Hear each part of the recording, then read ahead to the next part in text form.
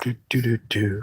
All right, live from the wasteland. This is Freedom Phil. What's going on? And hey, today's topic is apparently we've just taken Venezuela.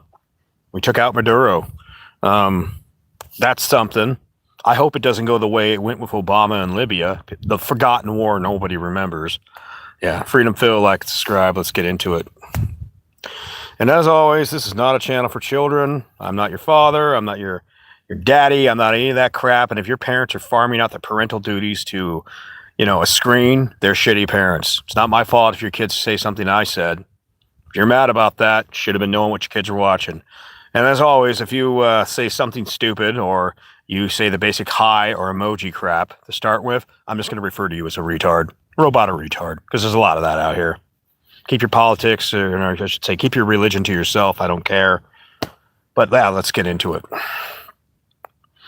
So I'm watching the news, and apparently they got Maduro. They expected it to take longer, but it didn't. They took him, they took his wife, and he's going up on trial. I think the bounty on his head was like $50 million, which is like, whoa, dude. But they basically were looking at it, and they're like, they wanted to take him out. And there was actually elections where somebody else won, and she's basically been in exile because, she doesn't want to die. I think it's a female that won. And you look at the situation, and it's just like, why is a country as prosperous as Venezuela going through this shit to begin with? I don't think a lot of people understand it. You just think, oh, yeah, South America, third world country. No, Venezuela has everything going for it if you really look at it. Venezuela is literally a country, a tropical country, sitting on really good soil with a giant, probably the largest underground lake of oil in the world. And it's not the sweet crude you get out of Texas or Saudi Arabia, but it's still good crude for making diesel. It's heavy crude, So basically, this oil right there, they've got oil, they've got potential, they can build factories. Why did it go so bad? Well, you got to go back in time to understand that. And I just think it's absolutely crazy. And what's the part about Obama, by the way? How do you remember the Libya conflict? Nobody remembers Libya. Because, Gaddafi was a thing, and then one day Gaddafi says we want to sell our oil on the gold standard. Big surprise. That's right when America, back when you had the petrodollar, that's when we decided we needed to take out Gaddafi. And it was about a month or two, if I remember right. We just basically carpet bombed Libya back to the Stone Age. And we just said, hey, it's your country, figure it out. They executed Gaddafi. And what happened to the country afterwards? Well, not much that's all that good. And the country's really went downhill. In fact, the country's gotten so bad that there's actually slave markets, open-air slave markets in Libya. Now, that shit wasn't going on when Gaddafi was around. Now, I'm not saying Gaddafi was good. But Obama bombed Libya into the Stone Age and didn't just left it and said, okay, yeah, hope it change. Hope it works out for you. And then basically look where Libya is today. And that's what I'm concerned with Venezuela. And by the way, there's absolutely no reason that Venezuela should become that way. But I also don't want Venezuela becoming one of those countries where it's basically like we constantly have to fucking manage it. I don't want to see the same thing that happened with Afghanistan. By the way, I think Afghanistan, that was a plan. Iraq and Afghanistan, the fact that we replaced the Taliban 20 years with the Taliban. I mean, think about that for a second. That war kept on going on because the military-industrial complex wanted it to go on. That's just the truth of it. Whether you want to believe that or not, just look at the numbers, look at the time, look how quickly we managed to take out the bad dude. And this would come back to the whole Osama bin Laden thing. Personally, I believe, yeah, they just kept all that shit going on because it was great for the military-industrial complex. And a bunch of, average Americans, they don't know any fucking better. They're not looking at it going, well, why, because you talk to some of the old timers and they go, if we were really fighting this war, we would have already taken it. They would have told they would have told the mass media to shut the fuck up, instead of shoving a CNN camera up every soldier's ass. You farted wrong in something in one of the Iraq and Afghanistan, and then you're maybe up on charges. Oh, God. I mean, it's a fucking war, right? So that war lasted 20 years. So I gotta give Trump some credit in this. Just like with the Iran nuclear facilities, he went in there, devastating blow, kicks ass, and basically basically moves on. And now, ironically, Iran is having, rebellion, revolution. They're trying to overthrow, what's his name? Khomeini, or basically the head Islam dude. They're sick of it, and arguably so, because people that were alive way back before the whole, Islamic revolution happened, they're looking around going, yeah, I remember when this was better. And it's getting to the point in Iran, for instance, where they're like, we have all this oil, we have all this potential, but we don't have any fucking water. And, there's no reason that it should be that way. So it'd be nice if Iran manages to basically, if they take over their country and they're like, yeah, we're going to do something more normal. It'd be better for the whole fucking world.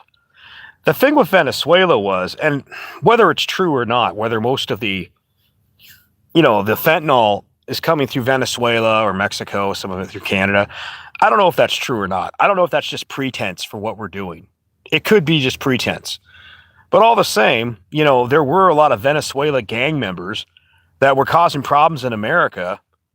And, we've been handling that shit. We send them down to the El Salvador Rapatorium. They're fresh meat down there. Not so fresh now, by the way. But yeah, I mean, we took care of that problem real fucking quick. And the thing I think's funny about it is, as fast and efficient as Trump gets things done, that's what should really get you thinking. Whether you love the guy or hate the guy, even if Biden was asleep at the wheel, the people that were really running the country could have taken care of these problems. And the same thing, in the past with Obama, and I think the first administration of Trump, he was too concerned about getting reelected. And he was too busy fighting off this charge or that charge, trumped up, how ironic, trumped up charges.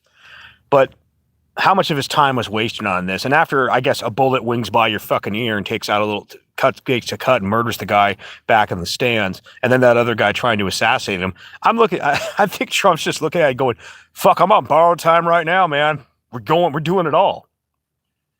But like I said, just like with the Obama problem, I don't want to see the same thing that happened in Libya, the same thing that happened in Afghanistan, Iraq, happen in Venezuela. Even, let's be honest, Iraq has a lot of potential. Libya has a lot of oil and potential as well. There's absolutely no fucking reason that these places need to continuously be shitholes. And one could argue how much of it has to do with the religion. I'm not blaming Islam entirely, but some of the people, there's so many different Christianity. There's like 12 flavors of it. Well, some of the flavors of Islam are really kind of violent, really kind of fucked up. You got the ones that are laid back and they're kind of just doing their Islam thing. And then you got the rich countries, the ridiculously rich countries. And I heard this line about, I don't know if it was Qatar or Saudi Arabia. I can't remember which one it was. One of those countries that has a king. And people are like, well, what do you mean you have a king? That's ridiculous. And they're like, well, let me explain the advantages of having a king. The king already owns the whole country. So he doesn't have to scam to get any more money because he's got all the money he could ever want. At this point, it's about making sure that his country's doing as best as it can. So, if his people are doing good and he's doing good, then his family will be doing good. And it's like, there's an irony to that when you think about it. Our every 4-year little tap dance called democracy. And I'm not against it. Okay. I think voting can be a good thing if you actually limit the franchise to people that actually contribute. Then sure, it could be a really good thing. But, there is an irony to the way we do things in America where regularly we have all these problems. And taking it back to Venezuela, yeah, it can't go the way of Libya because, fuck, that country has everything going for it. I mean, it's got a better setup than China. You understand that? It really does. China does not have a huge amount of oil and natural resources. It doesn't. China has some things, but they don't have that. Venezuela does. Venezuela is actually, if they wanted to do Chinese-style business, where the country, has a finger in everything they do as far as factories. I mean, I don't believe that Venezuela is going to totally get rid of socialism. Maybe a lot of people will kick it back a bit, but there's going to be some hangover from this. Those people will slowly be going towards something better. And honestly, it's like what this lady from Africa said when she lived in like a socialist kind of communist country. And she pointed this out. A lot of the reason that a lot of the countries like in South America and Africa went communist is after colonialism, people were so put off by colonialism, and colonialism's representation is generally capitalism, that they said, fuck that. And they went over to something that said, hey, we'll take care of the people. This colonialism, capitalism, only a handful of people will get rich, and the rest of people are basically slaves. So effectively, that was why it appealed. That's why socialism appealed to him. But what she was saying is like, when I start a business over in America, I can do this in a day or two. When I want to start a business in my home country, I can't remember what African nation she said it was, because of the socialism, I have to meet with this special appointed person, and they have to approve of where my employee lives. There has to be all this other crap. And if they feel a certain way, I just don't get approved. And this leads to absolute corruption. So, and that might be another factor. How much of the problems you see in South America, not just from the socialism, but from the tribal aspects, South America and Africa, is from tribal aspects of everybody being like, well, they're not part of our group. We're the only real people. All the other people, they're fuckers. And everybody else, this kind of, and by the way, that's the Native Americans lost when it came to, it wasn't just the smallpox and all that the Spanish brought over, which did decimate them. Like, what is it? Over 95% of the deaths were because of new diseases brought by the Spanish. But the factor that the people that were left were warring between each other over petty squabbles that they had been having for, tens of thousands of years, or however long since they crossed the ice bridge. Same problem over in Africa. And I look at these sort of problems with these countries, and I think that is really, it's that tribal mentality, whether it's communism or whatnot. That is literally what holds people back. Because then the brightest people, you either have to align yourself with the party or whatever group. Otherwise, you're not going anywhere. And one could argue, you see a lot of science evolution throughout the course of time. In ancient times when the Egyptians were the most powerful, the intelligent people would go to where the money and power and the better life was. So say it was Egypt. And eventually some other group before Greece comes along and they go there. And then eventually science goes its way and it goes to ancient Greece, then Rome. And when people talk about like Islam and certain types of mathematics, of course, the intelligent people went to where it was the best. But what ends up happening is that in any sort of culture where you don't get rewarded for being, you get more rewarded for performance, not performance, for conformity versus performance. So just like public schools, you get rewarded for conformity more than performance. And that's the problem with a lot of those countries in South America and Africa.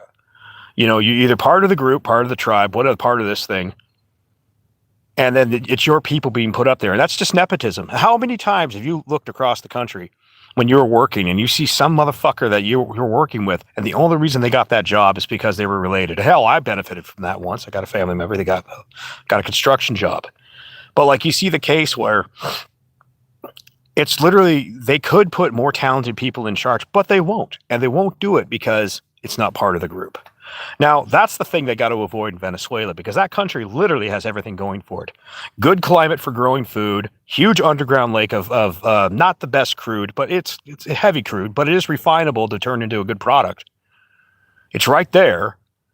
Ocean all over the place. There's really not much, downside. It's even in a great climate. I mean, God, you couldn't ask for more. So in my opinion, I just don't, okay, my overall outlook, as following up, finishing it, I just don't want to see Venezuela go the same way that Libya went and a lot of other countries went. And how many decades is it going to take Afghanistan to fix itself? And Iraq. Why is Iraq a fucking shithole still to this day? I don't know. Warfare, tribalism, strongman mentality. But there is something really ironic. We spent 20 years replacing the Taliban with the Taliban. So that you could just look at that and say military-industrial complex got rich. When Trump just said, okay, do this, this, and this, and it was a quiet thing, one day, and they have their leader. That should really make you question your government. Like, why the fuck haven't we been doing this the whole time? And I think the cat was out of the bag with some of the things that the Assad was doing, the Jewish people were doing. And it's not a criticism, by the way, but like when they did that whole pager thing, and they got how many people? When they were literally during the whole Iran thing was going on for a while there before they struck the nuclear facility, and they would appoint somebody, and the same day, by the end of the day, they would send a drone attack that would just take out that one particular part of the apartment building that that person lived in. Like everybody saw it. They're like, it's that surgical. It's that incredibly surgical of strikes. And that should really get you thinking. It really should. The fact that we didn't do that during bin Laden, the fact that we weren't doing that, that should make you question your conservatives and your Democrats for the last number of years. But anyways, this is my thoughts on it. Take it easy.